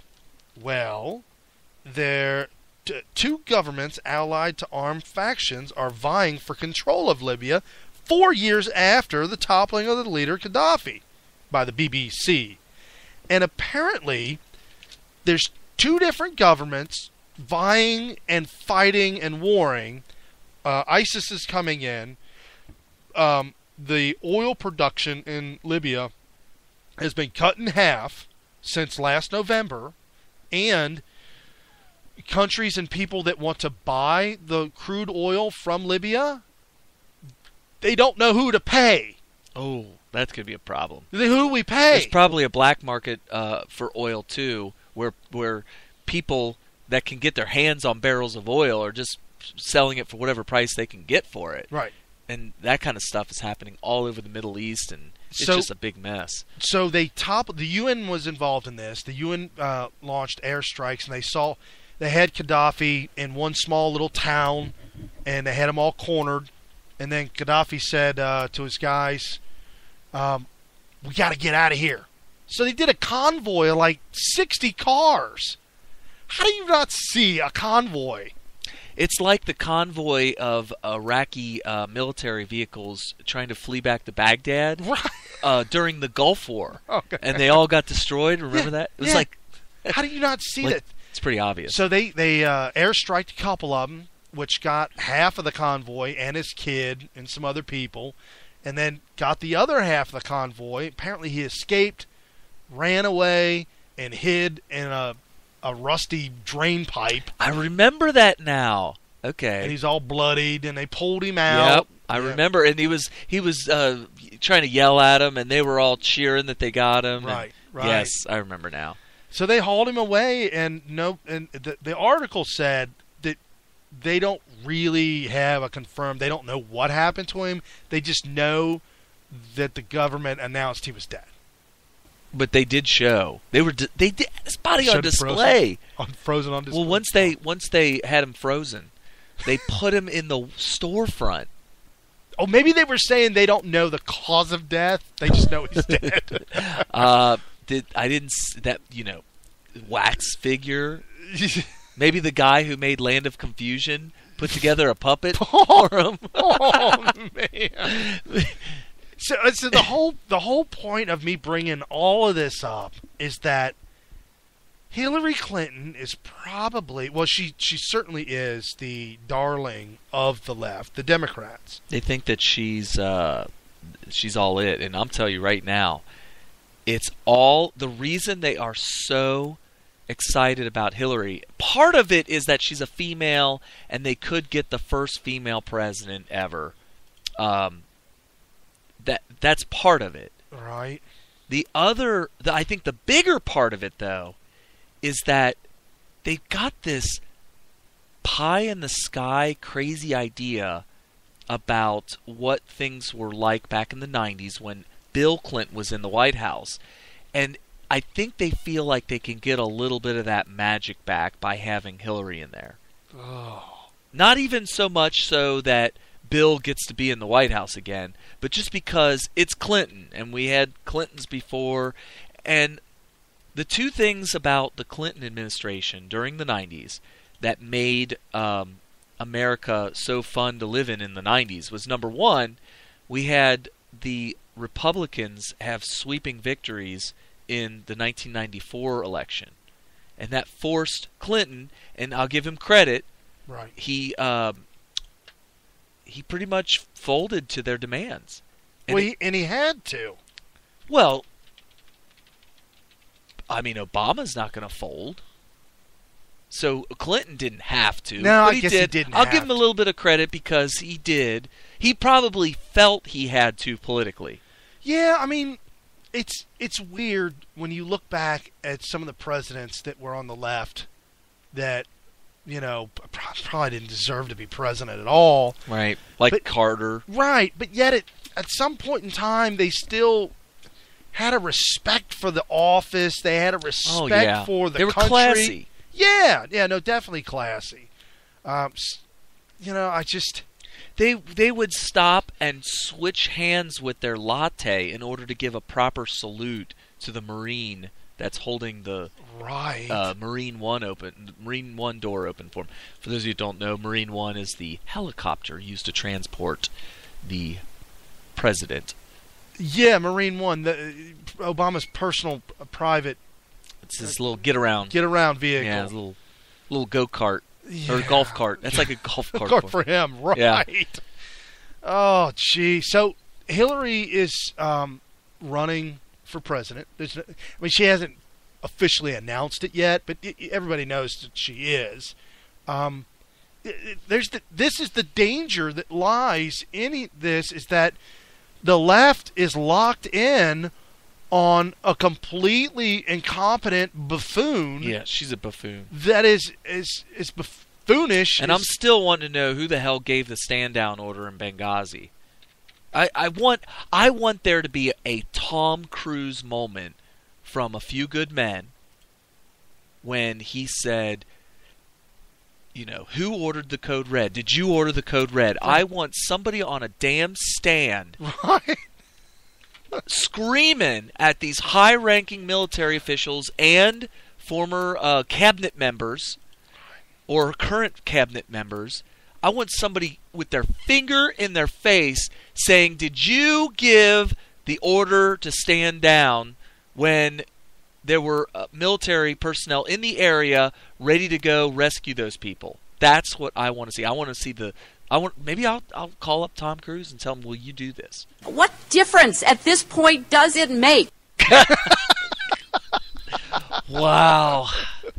Oh, good timing there, Mr. Producer. Was that a throwback or what? Yeah. I could do the Mark Levin impersonation. Let me do the full 11 seconds of that clip just to let you know who's running for president. The fact is, we had 4 dead Americans. Was it because of a protest, or was it because of guys out for a walk one night who decided they'd go kill some Americans? What difference at this point does it make? And for those of you that don't know about that line of questioning, Hillary Clinton was playing the role of Jack Nicholson. Yes. That was she was the Jack Nicholson. She was the one getting grilled. And if you remember the movie A Few Good Men, Jack Nicholson was pushing back hard. Yes. And he ended up spilling the beans, which, you know, it's not very realistic, but it made the liberals feel good because they had their conservative boogeyman go down in a ball of flames. Yeah. I want to see the moronic liberal Democrat progressive go down in a ball of flames, especially when they've done the evil that they've done to our service members. Right. Hot on the heels of all the VA crisis, and then letting traitors trade. Trade traders. Released. Released traders. Yeah. I don't even say released. I mean, well, they're letting more. Arrested. He is emptying out Gitmo. He is literally emptying out He Gitmo. wants to get to the point where he could say, okay, I want to close up Gitmo just like I promised in my original campaign, and I know you guys opposed it. But right now I'm standing in Gitmo, I'm videotaping live, and we're going to walk around with the camera. As you can see, it's skeleton. It's skeleton crew. Yeah. There's every single cell's empty. Yeah. Can we please close down Gitmo now? And of course now the conservatives are going to be like, well, hell. Well, we might as well. What is even there for at this point? Spending too much money on it anyways. Listen, if we don't have a single person in Gitmo, I oppose closing it for, if no other reason, this one reason. And that is to be a thorn in the side of those damn communists in Cuba. Absolutely. I don't care if there's not a single soul in Gitmo, other than a couple of guards to keep Cubans from overrunning it. Yeah. I want it to be there so we could look over the wall and laugh at the Cubans. Absolutely. So there's no question about it. So Vermont Democrat Senator Patrick Leahy asked Loretta Lynch, who is getting back to the Loretta Lynch. I'm just throwing all these. Well, we need to tell them real quick who Loretta Lynch was. Yeah, we mentioned it earlier, but she's the nominee. She's the nominee for taking over the anti-white. Yes, and she is black too, by the way. So whatever that means. The racist, incompetent, evil man, Eric Holder. Right. The one that caused so many deaths by spearheading the guns running Fast and Furious in Mexico, which was pretty much dumping military-grade weapons into the Eric Holder should be in prison. Absolutely. There's no question about it. He should be in jail for a long time, at least 10 years. I'll be nice. I'll say, if he got 10 years, I'd say justice will have been served. Maybe so. So Loretta Lynch is going to take over for him, right, and that's who we're talking about. Yeah, and listen, and it's not so much the words that are being said here, but just listen to the way these words are said and then the response. Just listen to the dialogue. So he asks her a question and she responds. Question I've asked each of the most recent Attorney General nominees, and I say this because I think of the tremendous effort. Okay, no, he may be dying. I don't know. Who is that? He's like 190 years old. Well, they actually dug him up from the grave to question Loretta Lynch. When you go to the Senate, you never leave the Senate, kind of like Vegas. So. They cart you out in a box. Right. The senator from California, Senator Feinstein, is sitting here. Her tremendous efforts to confront acts of torture carried out in our country's name. Do you agree that waterboarding is torture and that it's illegal? Waterboarding is torture, Senator. And thus illegal. And thus illegal. These are the people running this country. He said, and acts of torture that have been carried out in the name of this country. Okay, so we are also torturing our, They are torturing me! And what they're doing is illegal, yes! by definition, because they're torturing us. Oh, they're torturing me with twisted logic. That's what it is. It's tortured logic. Tortured logic. They should go to jail for tortured logic. Dude, I would love to be up there one day and just spout off some of these things. Well, we had a show all about the torture and the waterboarding, and I pointed out the definition of torture is the action or practice of inflicting severe pain on someone as a punishment, or to force them to do or say anything, or I should say, to force them to do or say something, or for the pleasure of the person inflicting the pain. So, of course, there could be some projection going on here. Maybe they like to torture people. Wow. And so they figure when we do these kind of things that would cause pain to people that we enjoy it. Because they would if they did it, and they know they would. So, well, what if you were Bill Murray? Oh. So those of you who don't know what we're talking about, go see the movie, if you haven't already, or go rewatch it, Little Shop of Horrors with Rick Moranis and all those people. Apparently there's a scene in there with Steve Martin and Bill Murray, where Steve Martin is the dentist who likes to torture his patients, if you will. Well, along comes Bill Murray, who enjoys pain. So I don't think it's torture if the recipient is enjoying it, but right. Yeah. Hey, this just popped up, and this kind of goes along with what we're talking about. 16 states make major move against Sharia law by AmericanNews.com.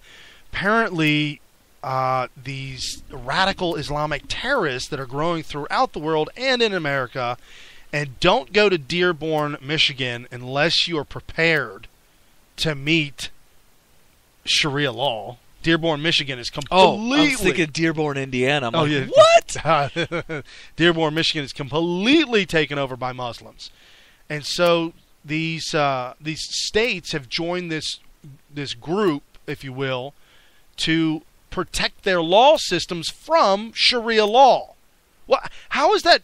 How do we live in America where we have to pass laws to protect us from Sharia law? I don't get that. So, anyways, Alabama was the most recent state to join the group, passing a motion protecting foreign law from being used in court systems. And, of course, CARE was the first to speak up and deem this motion virulently racist and outright hostility towards Muslims. Okay, so if our policy or law, if you will, is protecting our country's values, cultures, and existing laws, I don't care what race you are.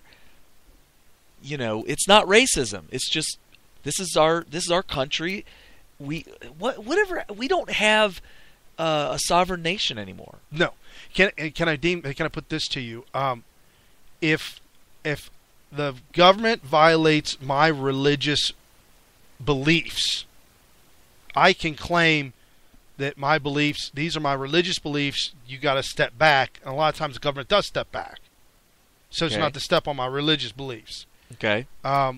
If the Muslims come here to America and the husband kills his wife because she showed honor killing. She showed her ankle to somebody, and so he goes to court and they're going to put him in jail. He says, "No, you don't understand. This is my religion and my belief." Well, have you ever heard the phrase, "Your right to swing your fist end at the tip of my nose"? Right. That's when it ends. Well, yeah. Okay, so he has the right to exercise his religion, but it doesn't trump her right to life, liberty, and pursuit of happiness. Life being the first. Right. You shouldn't just kill an innocent person for no reason. So, and he would probably argue, well, she's not innocent in his mind. In his mind. But then that's where the courts would have to make that judgment. They would say, well, guess what? She was innocent. She didn't deserve to die. Screw your religion. You're going to jail for murder. Does that make sense? Yeah, I think that makes sense. Okay. No, definitely does. I mean, I am trying to be the voice of logic, because without actually saying what I just said there's a lot of people that would be like, ooh, we're in muddy waters. We're in uncharted territories. What are we going to do? It's not that difficult. Just keep it simple. If that makes any sense. Yeah. Alert! U.S. school hosts special day to promote Sharia law. Promote? A U.S. school? What? Well, it's in California. It's a California prep school holding a special sure it's day not in Michigan? To promote the wearing of Muslim headscarves for girls. Because you don't want to show their face, because that would be... The student has full backing of the school's principal, along with the support from the Council on Islamic American Relations. Of course they do. Of course.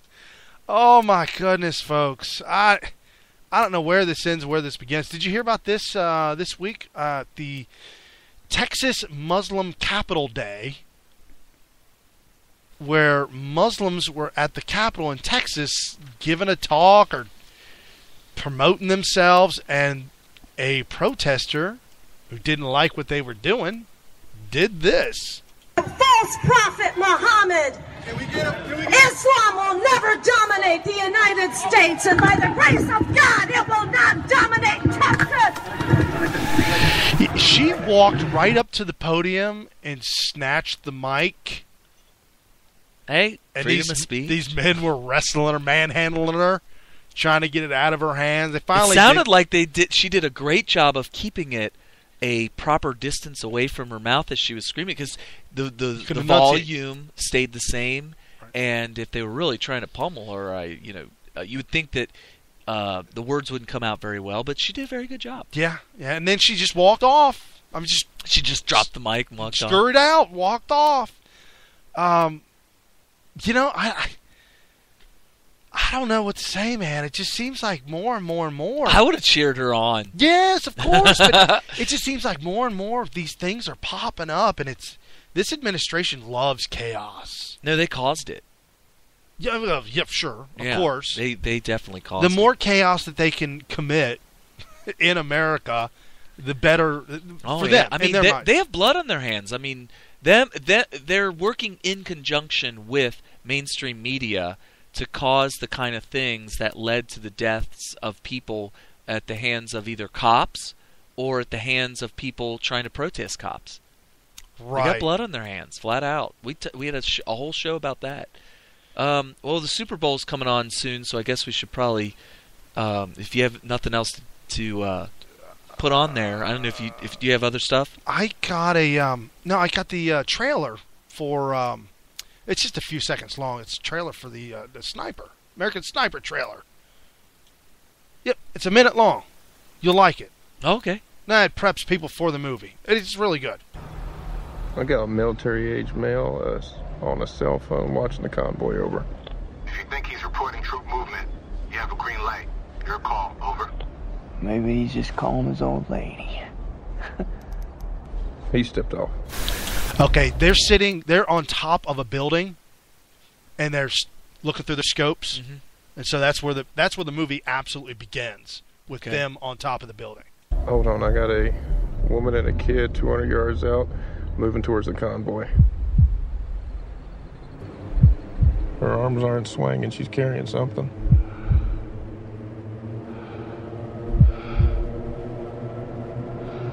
Yeah, she's got a grenade. She's got an RKG Russian grenade. She's saying to the kid.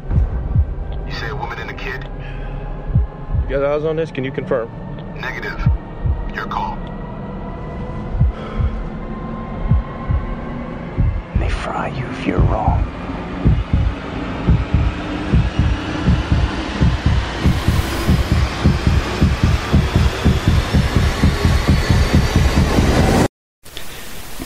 He sees a Muslim woman with her child. She's wearing the black garb. With her son, who looks like about maybe 9. Okay. And they walk out from a wall and a building, and they walk out in the middle of the street.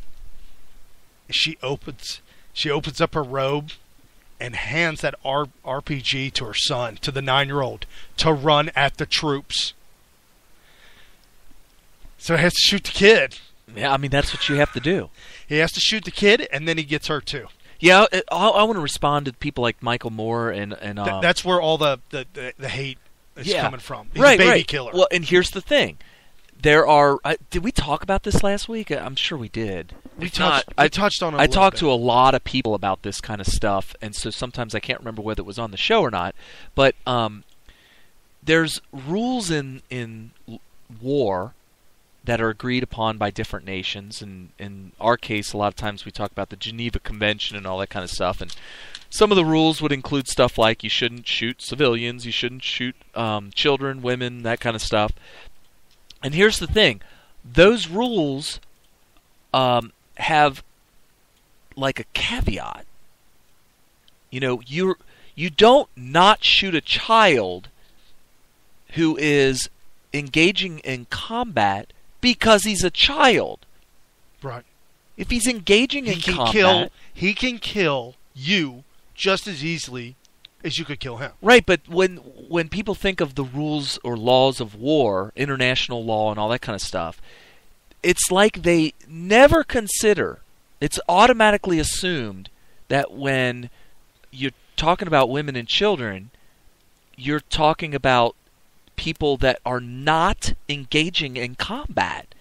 So when they do, those rules are out the window. And it's the same thing as when they say you're not supposed to attack a church. You're not supposed to attack a hospital. You're not supposed to attack a school. Right. Those are all predicated on the fact that your enemy is not using any of these places as a base of operations or an armory where they would store all the weapons. Right. Because if any of that was true, then you are allowed to attack it because now it's a military target. And I believe, and I'm sure that this would be verified by anybody that knows what the hell they're talking about, that if it becomes a military target, that would trump any law that says you're not allowed to attack it. Right. Because the whole point of you not attacking a hospital is that it's not a military target. And so this is some of the things that he had to battle through. I mean, think about the that. kids You're going to have to battle that in your own mind when you get back home. The kid's running off with an RPG, either to transport it to the enemy to use or to use it himself, you got a green light to shoot him. See, there was troop movement coming down the road, and that kid was running at the troops. Oh, yeah, that's automatic. That's an easy decision to make. Right. And then his buddy in the background, if you're wrong, they'll fry you. Which, of course, is done for... yeah. You don't think that's official? Okay. All right. One more thing. Go ahead. Controversy. Yep. It was brought up on Hannity, and it was a source of debate for about an hour. Oh, jeez. Seattle, Washington player Richard Sherman. Yeah, Sherman is always controversial. Well, his wife is pregnant, and she's due today. Oh, wow. So the question was, should he not play in the Super Bowl at all so that he could be by her side? Sorry, man. Sorry. Or should he say, honey, good luck with that. I'm going to go play in the Super Bowl. And let me tell you something. I don't know. There is a horde of women out there who are like, oh, no, you better get your butt. Get your butt to the hospital, blah, blah, all that. And so it was a big raging debate. The woman on Hannity, the producer. They should have induced a day early. Oh, that's what somebody said. I said they should have induced at least a week early. Yeah, somebody said that, and I thought, oh, that's good. I mean, it's not really natural, but whatever. Since you brought that up, this is the Super Bowl ad. Listen to this. 911, operator 901. Where's the emergency? 127 Brynmere. Okay, what's going on there? I'd like to order a pizza for delivery. Ma'am, you've reached 911. This is an emergency. Dude, that is a problem. Large with half pepperoni, half mushroom. You know you've called 911. This is an emergency Do you line. know how long it'll be? Okay, ma'am, is everything okay over there? Do you have an emergency or not? Yes. And you're unable to talk because... Right. Okay, is there someone in the room with you? Just say yes or no. Yes. Okay, it looks like I have an officer about a mile from your location. Are there any weapons in your house? No. Can you stay on the phone with me? No. See you soon. Thank you. What's the commercial? She's being abused. I'm like, I had to listen to it a couple times. Is she ordering a pizza? So she was trying to disguise, and he figured it out because she's being abused, and the abuser's there, her husband. Oh, it's like hostage negotiation. Yes. Like I'm just calling for a pizza. Whoa. That's a Super Bowl ad. Wow. So, no more abuse. That's I'm not abusing cool. anybody. Football players abuse people. Oh, you're saying that I it's didn't knock just nobody not... out yet. So you're saying it's an underhanded message. Of course. Oh boy, here we go. That's a pretty cool commercial though, because I was just like, what? Is this for real? She's ordering a pizza? No, she's not. No.